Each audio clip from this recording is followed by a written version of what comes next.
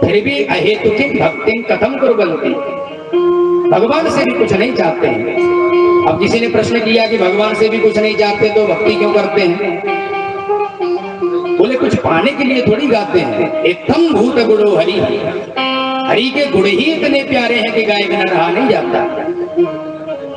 जैसे लोग क्रिकेटरों के दीवाने होते हैं, तो अब यदि उनके खिलाड़ी ने शतक जमा दिया तो उसकी बुद्धि में वो मिठाई तक बांटते हैं। अब उनसे कोई पूछो कि भाई किस खुशी में मिठाई बांट रहे हो, तो वो कहेंगे कि सचिन साहब ने शतकों का शतक जमा दिया इसलिए उनकी खुशी में मिठाई बांट रहे हैं। अच्छा, तो आपके रिश्तेदार हैं? बोले नहीं नहीं। तो आपके घर वाले हैं? बोले नहीं नहीं, अरे हमने तो कभी उनको देखा भी नहीं। तो फिर मिठाई क्यों बांट रहे हो जब देखा नहीं तुमने, न तुम्हारे रिश्तेदार हैं? बोले हम उनके फैन हैं, उनके दीवाने हैं, इसलिए उनकी उपलब्धि में मिठाई बांट रहे हैं। तो सुखदेव जी भगवान के इतने दीवाने हैं, तो एक मनुष्य के गुण पर व्यक्ति इतना दीवाना हो सकता है कि उससे मिले बिना लाखों की मिठाई उसकी उपलब्धि में बांट सकता है। तो ये तो मनुष्य के गुणों का चमत्कार है। और जो गोविंद के गुण गणों में आकृष्ट हो गया हो उसका तो कहना ही क्या। हरि का मतलब ही है हरति इति हरि, जो सब कुछ हर ले जाए वही तो हरि है। हरति प्रणत जनानाम पापम इति हरि, जो पाप भंग हरण कर ले उसी का नाम तो हरि है। तो गोविंद के गुण गणों से चुंबक की तरह जिनका चित्त खिंचा चलाया हो, हरिर गुणान क्षिप्तमतिर भगवान पादरायणी। गोविंद के गुण गणों से जिनका चुंबक की तरह चित्त खिंचा चलाया, दौड़ करके आए पूज्य पिता के चरणों में प्रणत होकर के बोले प्रभु ये प्रसाद मुझे भी मिल सकता है क्या? पुत्र को पाकर के प्रमुदित हो गए व्यासी महाराज, तुरंत उठा करके हृदय से लगा लिया और मन ही मन विचार करने लगे कि जिसके पीछे मैं पागल भागता फिरा और उसने मुड़कर के भी मुझे नहीं देखा, परंतु गोविंद के गुण गणों का चमत्कार देखो कि स्वयं मेरे पास खिंचा चला आया। तो पात्र होने के नाते, पुत्र होने के नाते नहीं, पात्र होने के नाते सुखदेव जी को व्यासी महाराज ने यह भागवत रूपी अमृत पिला दिया। और समय पाकर के फिर सुखदेव जी महाराज ने गंगा तट पर अनशन व्रत लिए परीक्षित को यह भागवत रूपी अमृत पिलाया। परीक्षित को क्यों? जब ये परमहंसों की संहिता है तो सुखदेव जी भी किसी परमहंस को पिलाते, उन्होंने परीक्षित को क्यों चुना? तब सूत जी कहते हैं कोई सामान्य प्राणी नहीं है। परीक्षित का महाभारत की घटना से संबंध है, इसलिए थोड़ी महाभारत की घटना का भी स्पर्श करेंगे।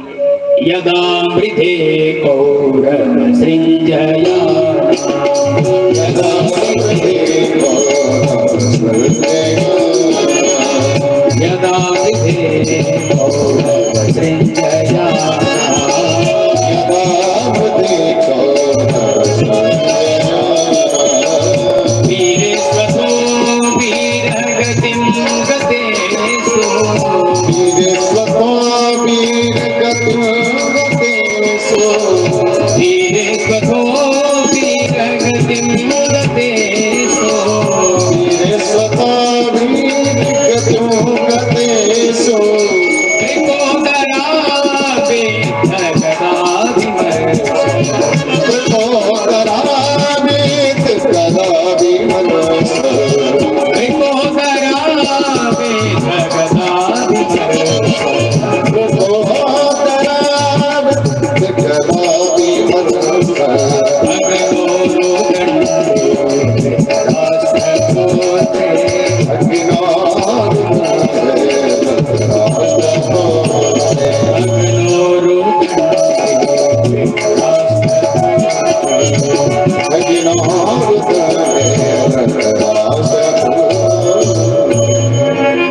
जिस समय महाभारत का युद्ध हुआ और सारे कौरव उसमें मारे गए, अंतिम निर्णायक युद्ध हुआ दुर्योधन और भीम के बीच।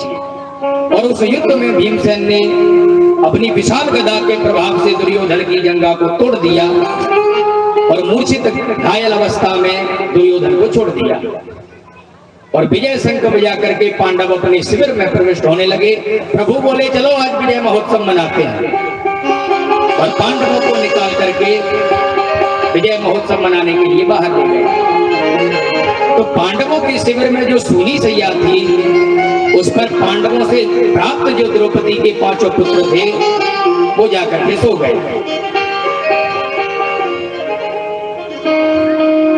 उधर घायल पड़े दुर्योधन के पास द्रोणाचार्य जी का बेटा अश्वत्थामा पहुंचा और बोला, मित्र मुझसे तुम्हारी ये दुर्दशा देखी नहीं जाती, बताओ मैं तुम्हारे लिए क्या करूं।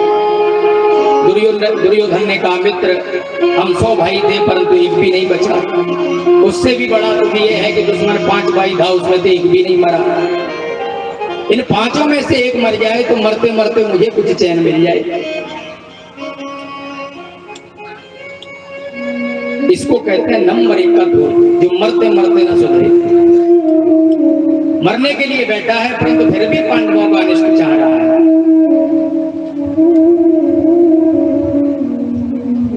तो पांडव 5 मैं अकेला।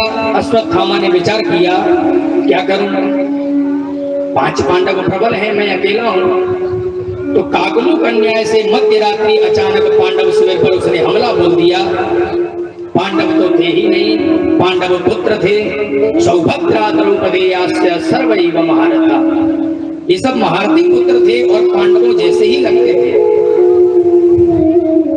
और 5 को पांडव समझ करके अश्वत्थामा ने 5 का सिर काट लिया। दौड़ करके आया, मित्र देखो तुमने एक सिर मांगा था, हमने 5 का सिर ला करके तुम्हारे सामने रख दिया। सुन के बड़ा प्रसन्न हो गया, जरा दिखाओ। और जब ध्यान से देखा तो पहचान गया। दुखी होकर दुर्योधन बोला, अरे अभागे, तूने तो हमारे वंश में पानी देने वाला भी नहीं छोड़ा। इन बच्चों से मेरा क्या बैर था? मेरा बैर तो पांडवों से था। ये पांडव नहीं, पांडव पुत्र है। बड़ा दुखी हुआ दुर्योधन। दुर्योधन तो चल बसा, पर अश्वत्थामा भयभीत होकर के भागा कि अर्जुन अब मुझे छोड़ने वाला नहीं है। इधर जब द्रौपदी को पता चला तो बिलक उठी अपने पुत्रों के सब पर। माता शिशूनां निधनं सुतानां निशम्य घोरं परितप्यमाना तदा रुददबाष्पकलाकुलाक्षी तां संत्वयन्नाह किरीटमाली। द्रौपदी के करुण क्रंदन को सुनकर अर्जुन ने अपना गांडी उठाते हुए कठोर प्रण करते हुए कहा, देवी द्रौपदी बिल्कुल दुखी मत हो। जिस दुष्ट ने तुम्हें यह दिखाया है, मैं अर्जुन प्रतिज्ञा करता हूं कि तुम्हारे सामने ला करके उसे दंड दूंगा। और गोविंद के रथ पर आरूढ़ होकर थामा को पकड़ के भागे। भागते हुए असत को पकड़ लिया और रस्सियों में बांध करके रथ में पटक दिया। घसीट करके अश्वत्थामा को पशुओं की तरह ले जाने लगे। भगवान बोले, अर्जुन कहां ले जा रहे पकड़ करके? ब्रह्म बंधु विमम जही, इस दुष्ट ब्राह्मण को यही इस वक्त मारो। अर्जुन ने कहा, नहीं सरकार, प्रतिज्ञा अनुसार मैं इसे द्रौपदी के सन्मुख ला करके मारूंगा ताकि उसका भी हृदय शीतल हो जाए। भगवान बोले, ठीक है, जैसी मर्जी तुम्हारी। पकड़ के जब द्रौपदी के सामने अश्वत्थामा को उपस्थित किया और कहा, देवी द्रौपदी देख लो, ये रहा तुम्हारे पुत्रों का हत्यारा। अब बोलो क्या दंड देना चाहती हो? पाप कर्म से लज्जित अश्वत्थामा सिर झुकाए नत मस्तिष्क खड़ा है, क्योंकि पापी कभी किसी से हाथ उठा के बात नहीं कर सकता। तथा हितं पशुवत्पाशबद्धं अमामुखं कर्म जुगुप्सितेन निरीक्ष्य कृष्णः प्रकृतं गुरुसुतं कामस्वभावात् कृपया ननाय च। सूती कहते हैं, ऋषियों पशुवत पाशबद्धं, जैसे पशुओं को बांध करके रस्सियों में ले जाते हैं, ऐसे ही अर्जुन ने पशुओं की तरह अश्वत्थामा को रस्सियों में बांध करके द्रौपदी के सामने धक्का मार करके पटक दिया। ये रहा हत्यारा। और अश्वत्थामा अभामुखम, नीचे की ओर सिर झुकाए खड़ा है। क्योंकि जुगुप्त कर्म जुगुप्त से देना, जुगुप्त माने निंदनीय कर्म किया है, पाप कर्म किया है इसने। सोते हुए बच्चों पर हमला करके इसने मार दिया। अर्जुन ने बोला, देवी बोलो क्या दंड देना चाहती हो? द्रौपदी की दृष्टि जैसे ही पड़ी, निरीक्ष कृष्णा पकृतम गुरु सुतम, अरे गुरु जी का बेटा। तुरंत खड़े होकर के द्रौपदी ने अश्वत्थामा के चरणों में प्रणाम किया। अर्जुन ने कहा, देवी क्या कर रही हो? जिसे तुम प्रणाम कर रही हो यही तुम्हारे बच्चों का हत्यारा है। द्रौपदी ने कहा, मुझे मालूम है। अरे मालूम है तो क्यों प्रणाम कर रही हो? द्रौपदी बोली, हत्यारे को प्रणाम नहीं कर रही, एक विप्रदेव को प्रणाम कर रही हूं। हत्यारा बाद में है, उससे पहले ये गुरुजी का बेटा है। तो ब्राह्मण होने के नाते, गुरुपुत्र होने के नाते मेरा प्रथम कर्तव्य है कि हम गुरुपुत्र और ब्राह्मण होने के नाते इनका स्वागत करें, प्रणाम करें। मैं तो आपसे भी यही कहूंगी महाराज, मुच्यता मुच्यता ब्राह्मणो, ब्राह्मण तो जन्म से ही पूजनीय होता है। ये ब्राह्मण है और गुरुजी का बेटा भी है। इस समय गुरुजी तो हमारे पास नहीं रहे। स एष भगवान द्रोण प्रजारूपेण वर्तते, और गुरुजी का बेटा आज साक्षात गुरुदेव का ही प्रतिनिधित्व करता हमारे बीच विराजमान है। हमें इनके उपकारों को नहीं भूलना चाहिए। और तीसरी बात, मेरे पुत्र नहीं रहे पर मेरे पति का तो मुझे सहारा है। जरा तुम अपनी गुरु माता के बारे में सोचो, जो अपने पति को तो पहले ही खो चुकी हैं और अपने पुत्र के मुख को देख करके केवल जीवित हैं। अपने गुरु पुत्र की हत्या भी कर दोगे तो तुम्हारी गुरु माता पर क्या बीतेगी? वो तो अपने पति पुत्र दोनों से वंचित हो जाएगी। मैं नहीं चाहती जैसे मैं रो रही हूं अपने पुत्रों के सब पर, ऐसे तुम्हारी गुरु माता को भी रोना पड़ेगा। मारोदी दस्य जननी गौतमी पति देवता, यथा हम मृदवत्सारता रोदिम्य सुमुखरिमो। द्रौपदी के इस वक्तव्य में 6 विशेषताएं सूत जी ने गिनाई हैं। सूत जी महाराज कहते हैं, द्रौपदी जो भी बोल रही है वो धर्मानुसार बोल रही है, शास्त्र की मर्यादा में बोल रही है। नहीं तो कल्पना करके देखिए, जिस माँ के 5 पुत्रों की हत्या कर दी हो और वो हत्यारा सामने खड़ा हो और भागते हुए दौड़ते हुए उसे पकड़ लिया जाए तो कोई माँ उसे प्रणाम करेगी? अरे किसी अन्य की भी हत्या करके कोई भाग रहा हो तो यदि लोगों को पकड़ में आ जाए तो लोग बिना मतलब के भी उसको मार डालेंगे, जिनका उससे कोई संबंध नहीं मरने वाले से। जनता में आक्रोश आ जाता है हत्यारे के प्रति। परंतु जिसके 5 पुत्र मारे हों और वो हत्यारा सामने खड़ा हो, पकड़ा गया हो, उन पुत्रों की मां उसे प्रणाम कर रही है। कैसी निराली बात है! इससे बड़ा धर्म और क्या हो सकता है? धर्म की परीक्षा ही विपत्ति काल में होती है। धीरज धर्म मित्र और नारी, आपातकाल परखिए चारी। आपातकाल में ही जो धर्म की प्रण से रक्षा करे वही सच्चा धर्मात्मा है। द्रौपदी को भगवान इसलिए अतिशय प्रेम करते हैं क्योंकि द्रौपदी धर्मपरायणा है। अयो निजः माने विशुद्ध धर्म की प्रतिमूर्ति है द्रौपदी। इसलिए भगवान द्रौपदी को द्रौपदी नहीं कहते, कृष्ण कह के पुकारते हैं। धर्मं न्यायं सकरुणं निर्व्यलीकं समं महः, ये 6 विशेषताएं गिनाई। धर्म है, न्याय है, करुणा है, महत्ता है, समता है और निर्व्यलीकम माने निष्कपटम है। द्रौपदी की बाणी में कहीं कोई छल कपट नहीं है। इसलिए इस द्रौपदी के वक्तव्य पर धर्म युधिष्ठिर भी गदगद हो गए। देखने वाले द्रौपदी की धर्मनिष्ठा को देख करके प्रमुदित हो गए, आश्चर्यचकित हो गए कि ऐसी धर्मपरायणा पहली बार देखी। धर्म में कितनी निष्ठा है! ऐसे जो धर्मात्मा होते हैं वो अन्न निरपेक्ष रह सकते हैं, बहुत दिनों तक अन्न ना मिले जिंदा रहेंगे, परंतु धर्म के बिना जीवित नहीं रह सकते,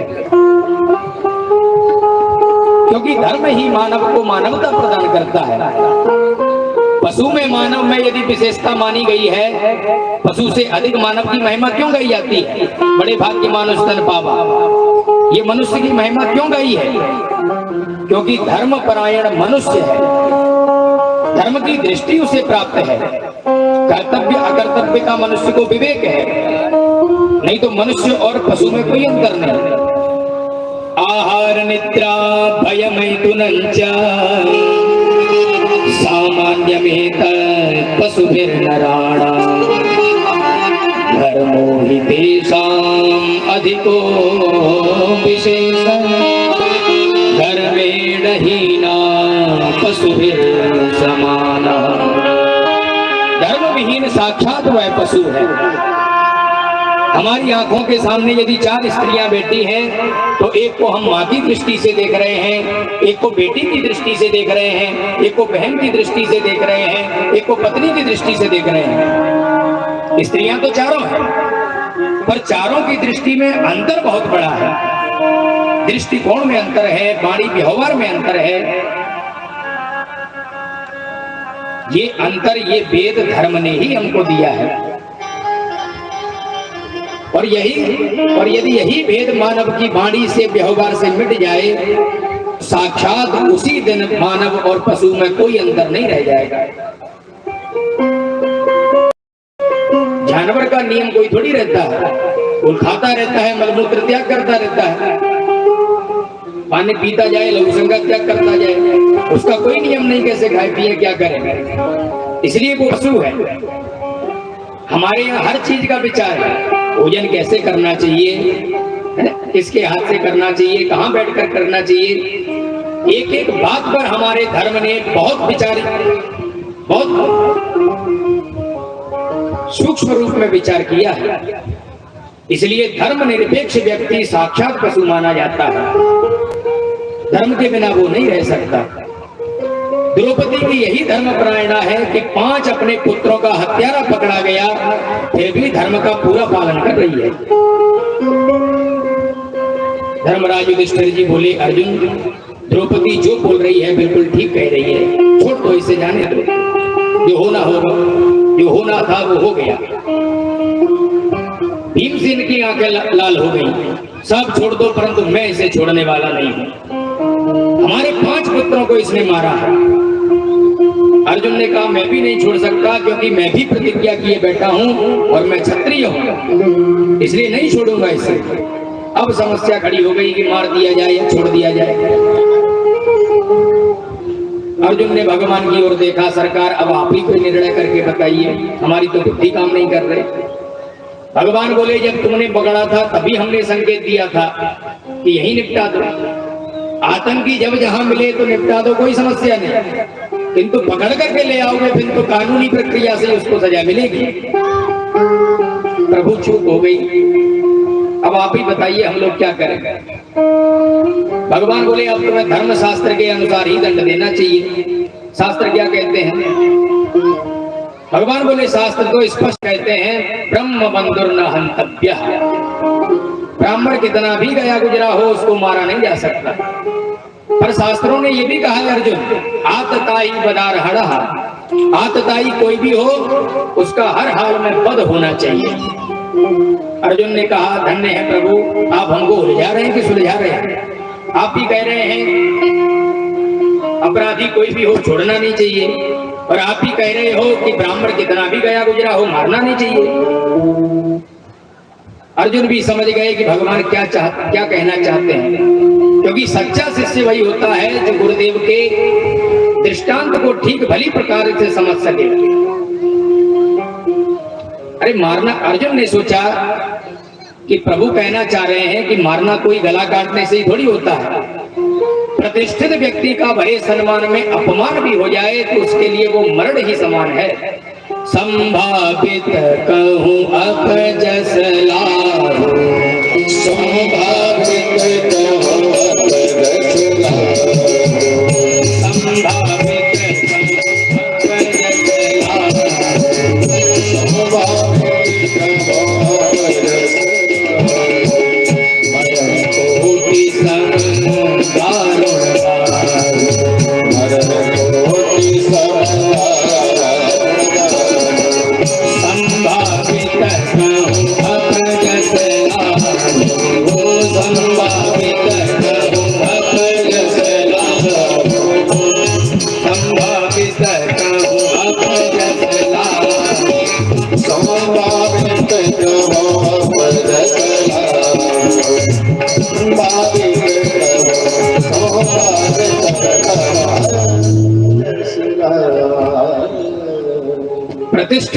का अपमान ही मृत्यु है।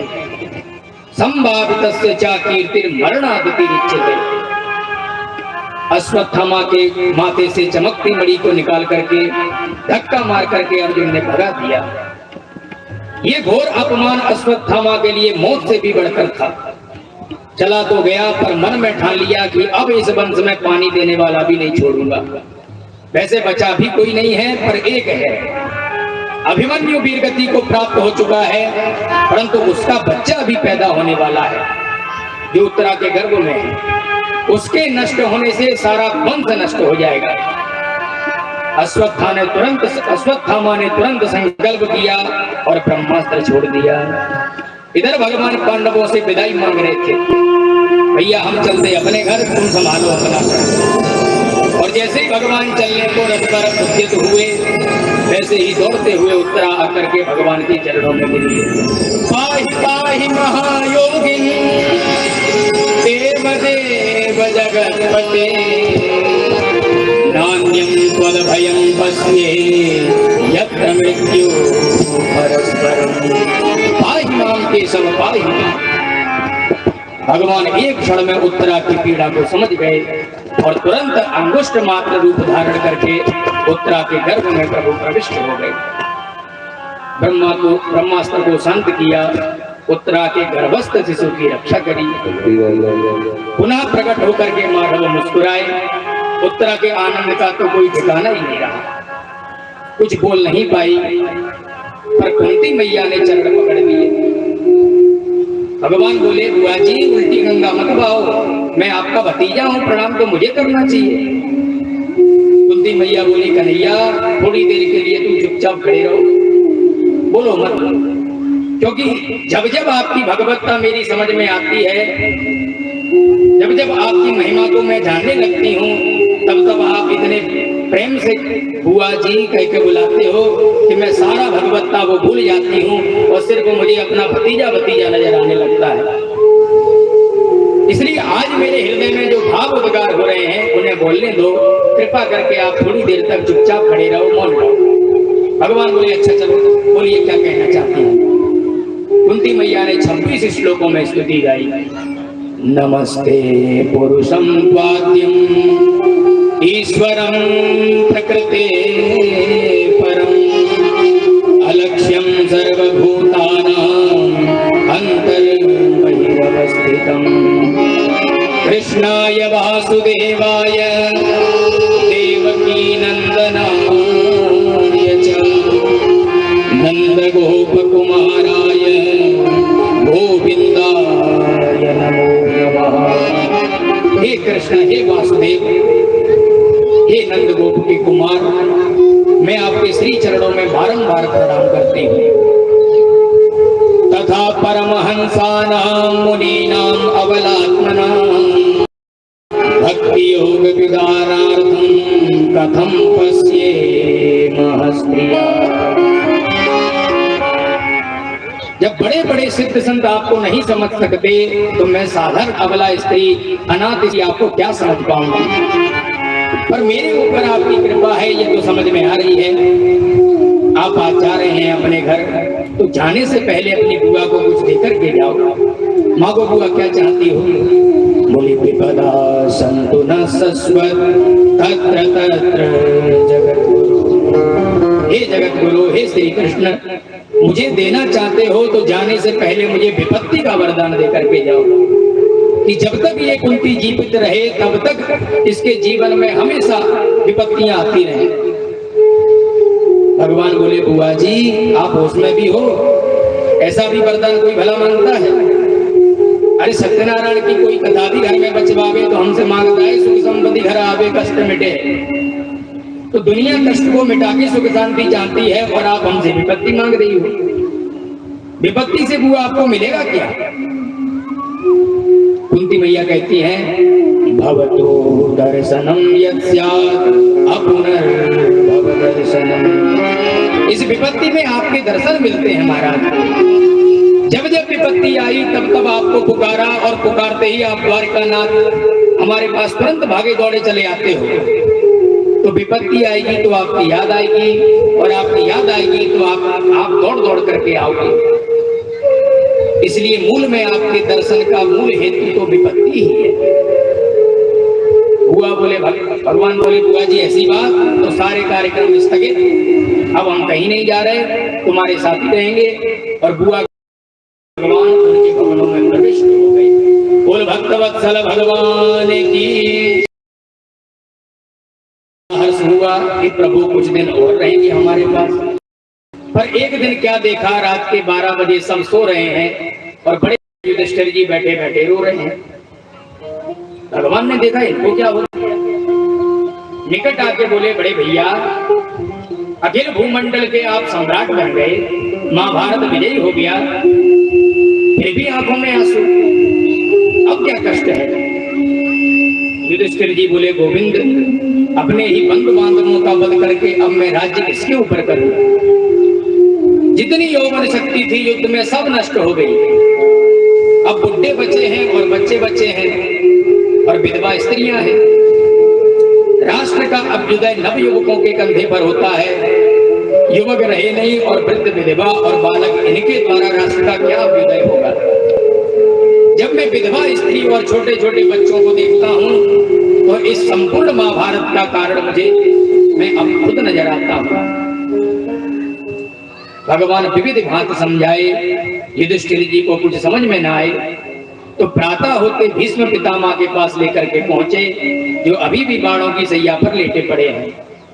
जाकर के प्रणाम किया पांडवों ने, और जब आंख खोल करके पितामह ने देखा और जो द्वारिकाधीश के ऊपर दृष्टि पड़ी तो गदगद हो गए। भीष्म पितामह, आप ही पधारे हैं प्रभु, तनिक ठीक से सामने आकर के खड़े हो जाओ, दो बातें कर रही हैं आपसे। भगवान सामने आकर के खड़े हो गए। कहो दादाजी। बोले सदैव देवो भगवान प्रतीक्षता कलेवरं यावदिदं हिनोम्यहं प्रसन्नः साचितलोचनोल्सन् मोहाम्भुजो ध्यानपथश्चतुर्भुजः। पितामह भीष्म प्रभु से प्रार्थना करते हैं, हे गोविंद, अहम यावत् कलेवरम न हिनोमि तावत् भवान प्रतीक्षताम्।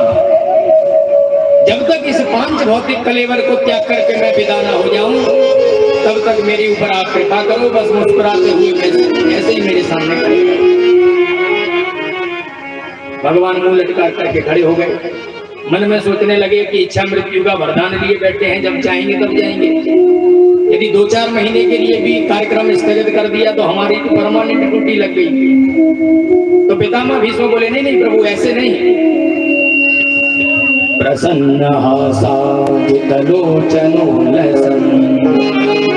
ऐसे मुंह लटकाए खड़ा है, चिंता मत करो, ज्यादा प्रतीक्षा नहीं कर पाऊंगा। परंतु जिस चतुर्भुज रूप का, झांकी का आपके दर्शन बड़े बड़े अमलात्मा विमलात्मा करते हैं, बस वही झांकी का दर्शन मुझे आपको करना है। इसलिए इसे मुंह लटका के नहीं, पसंद होकर के मेरे सामने खड़े हो। प्रभु खड़े हो गए। कहो दादा।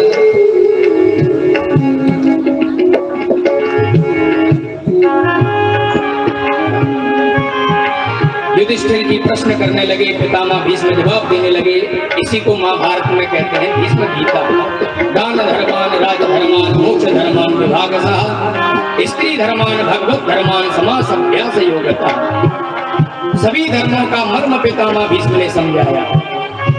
पितामह भीष्म के पावन उपदेश को सुन करके युधिष्ठिर जी का समस्त शोक संताप दूर हो गया।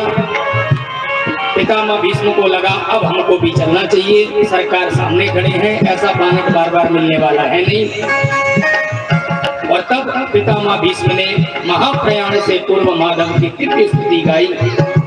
11 श्लोकों में स्तुति गाई है, पुष्पिताग्रा छंद से गाई है, क्योंकि वहां पर पुष्प तो थे ही नहीं, इसलिए पुष्पिताग्रा छंद से ही गा गा करके भीष्म पितामह ने गोविंद को पुष्पांजलि अर्पित की। तो आइए हम लोग भी इस स्तुति को बनाते हैं। पितामह भीष्म भाव से गा रहे हैं। इति मति रूप कल्पिता विशेषा भगवती सा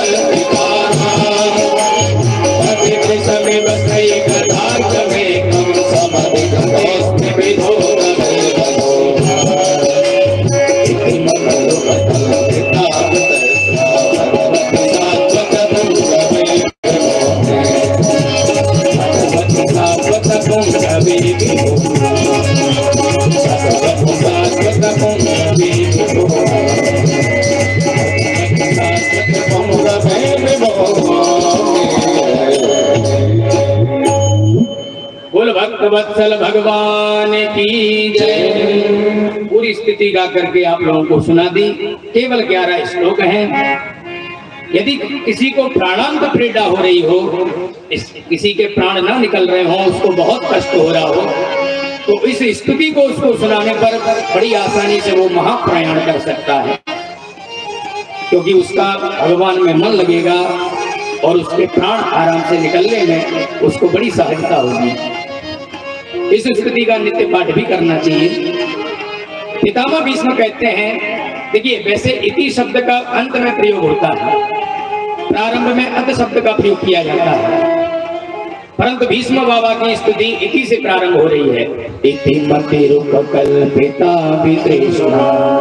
भीष्म पितामह कहते हैं, सरकार अब इस जीवन की इति होने वाली है, समाप्त होने वाला है जीवन। इन श्वासों की भी इति, इन शब्दों की भी इति, और आपके मुख चंद्र का दर्शन करके यदि शरीर छूटेगा तो आने जाने की भी इति।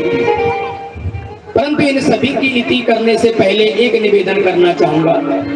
बोले क्या? बोली बेटी कुंवारी, बिटिया को कुंवारी छोड़कर मरना नहीं चाहता, बिटिया के हाथ पीले करा दो। भगवान बोले, बाबा हाथ तो आपके पीले नहीं हुए तो बिटिया कहां से आ गई आपकी?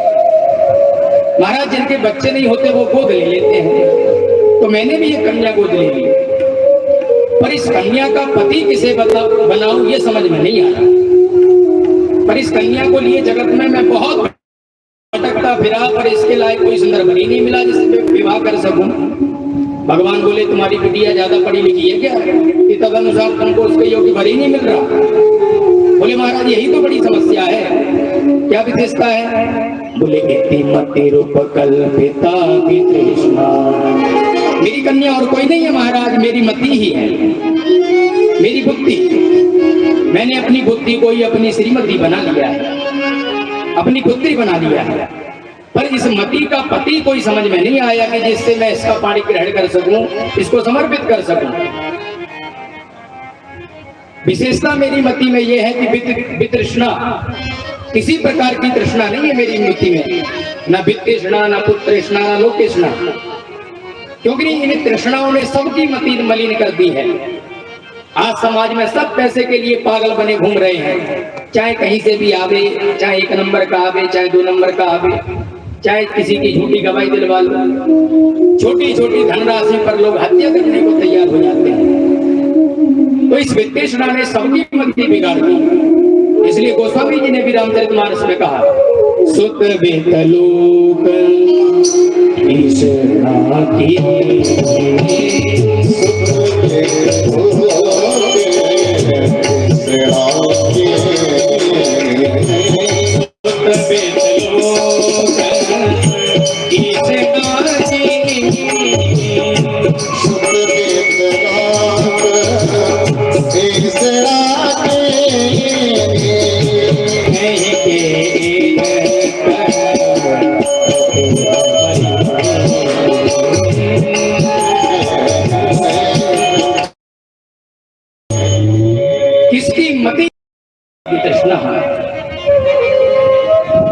पितामह भीष्म कह रहे हैं मेरी मति तो बिल्कुल शुद्ध है, कोई तृष्णा का दोष नहीं है, बिल्कुल शुद्ध है।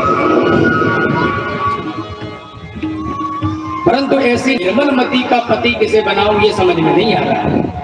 तो अब क्या विचार है बाप? पितामह भीष्म बोले अब ये विचार है कि आप ही मेरी मति को अपनी श्रीमती बना लीजिए, आपसे ही पाणी ग्रहण करके जाना चाहता हूं। क्योंकि मेरी मति आपकी बन जाएगी श्रीमती, आप बन जाएंगे उसके पति, आपके चरणों में करने लगेगी रति, तो मुझे भी मिल जाएगी फिर सदगति। बोलो राधे राधे। मैं भी आपको सौंप करके और प्रेम पूर्वक इस संसार से विदा हो पाऊंगा।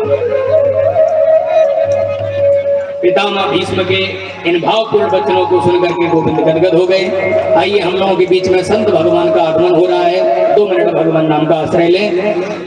राधे राधे गोविंद गोविंद राधे राधे राधे गोविंद राधे राधे गोविंद गोविंद राधे राधे राधे गोविंद गोविंद राधे गोपाल राधे गोविंद राधे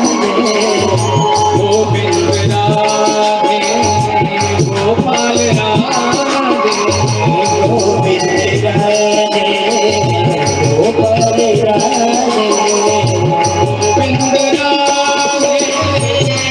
गोपाल राधे गोविंद राधे गोपाल राधे गोविंद राधे गोपाल राधे गोविंद राधे गोपाल भक्तवत्सल भगवान